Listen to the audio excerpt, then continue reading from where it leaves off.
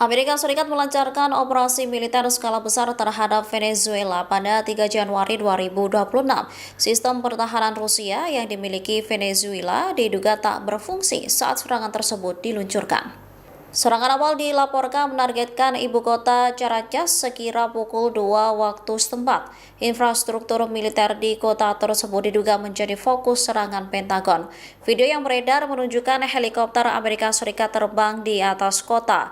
Sementara tidak ada tanda-tanda sistem pertahanan udara aktif yang terlihat.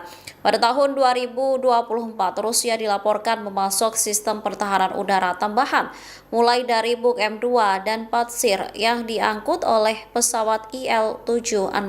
Akan tetapi, sistem-sistem ini tampaknya tidak efektif atau diduga telah dinetralisir saat Amerika Serikat memulai penyerangan.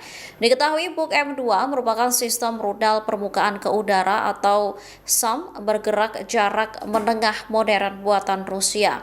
Sistem ini dirancang untuk pertahanan udara pasukan darat dan instalasi penting. Sistem ini terkenal karena efektivitasnya yang tinggi terhadap berbagai ancaman udara. Sementara Pansir adalah sistem rudal pertahanan udara jarak pendek. Senjata ini menggabungkan meriam otomatis anti pesawat dan rudal permukaan ke udara. Fungsinya untuk melindungi target penting dari serangan udara.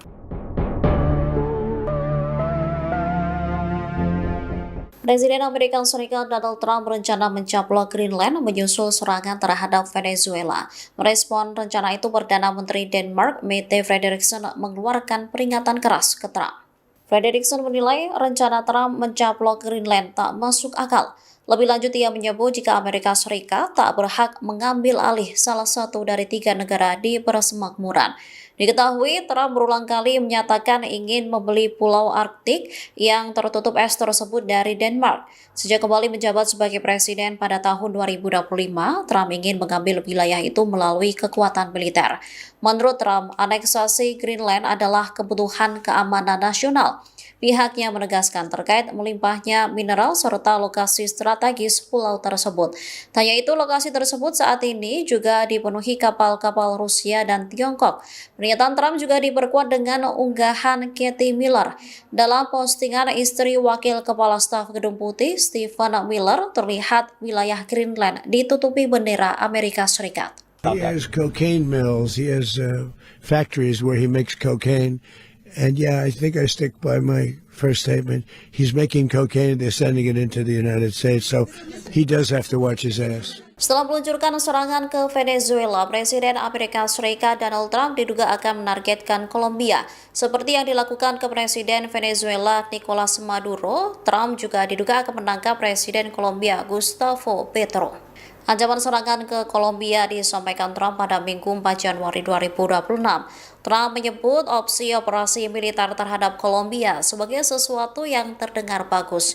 Ia pun memperingatkan Presiden Kolombia Gustavo Petro untuk berhati-hati. Trump menyebut jika Petro kerap menjual kokain ke Amerika Serikat hingga menjadi pengedar narkoba. Hubungan Trump dan Petro sendiri sudah sejak lama tak baik. Visa Presiden Kolombia itu dicabut lantaran ikut demonstrasi mendukung Palestina. Diketahui Gustavo Petro merupakan politikus sayap kiri pertama yang berhasil menduduki kursi presiden di negara tersebut. Ia disebut pernah bergabung dengan kelompok gerilya Marxis M19 yang menentang rezim saat itu. Petro pernah terlibat dalam sejumlah aksi protes radikal. Sebelum jadi presiden, Petro pernah menjabat sebagai anggota Dewan Perwakilan Rakyat Kolombia pada tahun 1991.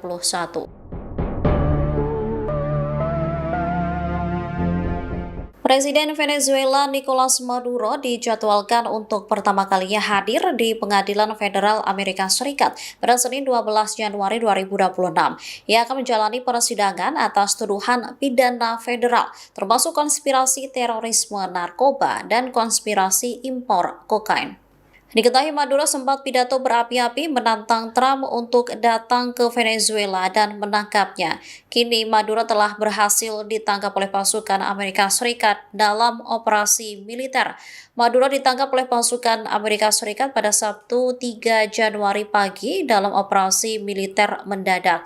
Saat ini ia tengah menunggu persidangan di kota New York. Persidangan dijadwalkan berlangsung pada siang hari di Gedung Pengadilan Federal di Manhattan di hadapan Hakim Distrik Amerika Serikat Alvin Hellerstein.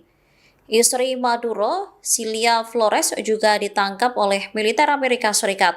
Ia menghadapi tuduhan pidana federal termasuk konspirasi untuk mengimpor kokain.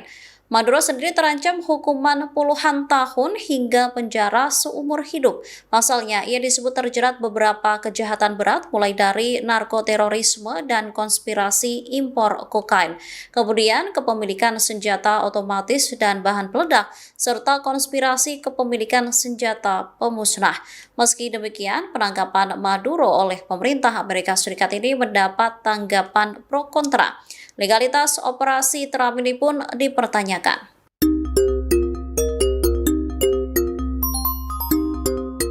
Militer Venezuela seolah diam saja saat Amerika Serikat meluncurkan serangan hingga menangkap Presiden Nicolas Maduro pada Sabtu 3 Januari 2026. Kondisi ini terjadi diduga karena sistem pertahanan Venezuela tak dapat mendeteksi serangan Amerika Serikat sehingga tak bisa berjaga-jaga. Pangkalan Udara El Libertador, markas grup tempur nomor 16 dan nomor 11 menjadi sasaran serangan Amerika Serikat. Namun serangan itu tidak menghancurkan semua pesawat di darat.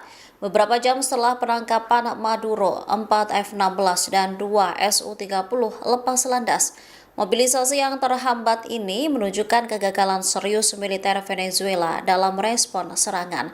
Keterlambatan tersebut mungkin disebabkan oleh kurangnya peringatan, efektivitas peperangan elektronik Amerika Serikat, atau keputusan pilot.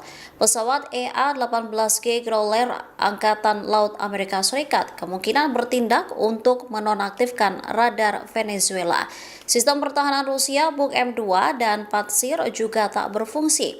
Sistem-sistem ini diduga telah dinetralisir saat Amerika Serikat memulai penyerangan. Sebelumnya, rezim Maduro mengklaim memiliki sekitar 5.000 rudal 9K338 Igla-S Rusia.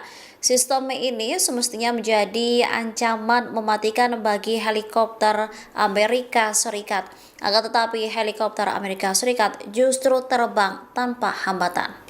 Download Tribun X sekarang, menghadirkan lokal menjadi Indonesia.